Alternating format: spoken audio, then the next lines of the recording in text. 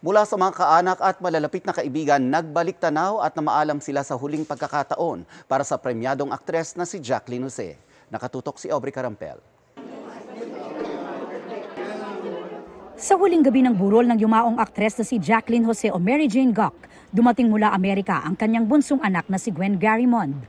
Dumalaw at nakiramay rin ang mga kaibigan at katrabaho ng aktres, kabilang na si Tom Rodriguez.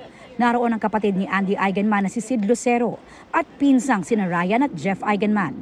Inalala naman ng isa pang kapatid ni Andy na si Gabby Eigenman ang closeness nila ng veteran actress. Ako yung tumatakas kay Andy. Ako yung humihiram kay Andy, kay Tita Jane.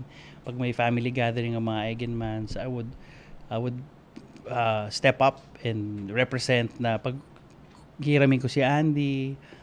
Si Gabby raw ang isa sa mga unang tinawagan ni Andy tungkol sa nangyari sa kanyang nanay Jane at agad siyang nagpunta sa bahay ng aktres kung saan natagpuan siyang wala ng buhay. Namatay si Jacqueline noong March 2 kasabay ng birthday ni Gabby. Isa raw sa mga pinaka hindi malilimutan ni Gabby tungkol sa kanyang tita Jane. How she was as a mother. It may not be 100% perfect. It was hard kasi of course Andy wanted to have a life. Si Gwen also wanted to have a life. Hindi ba yun yung best gift na binigay ni Tita Jane? Kasi they learned how to be independent. Kinumpirma ni Gabby na isa sa mga pinag-uusapan ang pagdala ng mga abo ng aktres sa Siargao kung saan nakatira si Andy.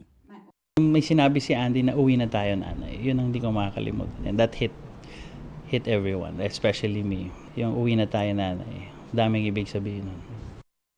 Ngayong araw ang inurnment ceremony para sa aktres at hiniling ng pamilya na maging pribado ito. Para sa GMA Integrated News, Aubrey Carampel, nakatutok 24 oras. Mga kapuso, maging updated sa showbiz happenings anumang oras. Mag-subscribe sa GMA Integrated News sa YouTube. At para sa mga kapuso abroad, bisitahin ang GMA Pinoy TV at www.gmanews.tv.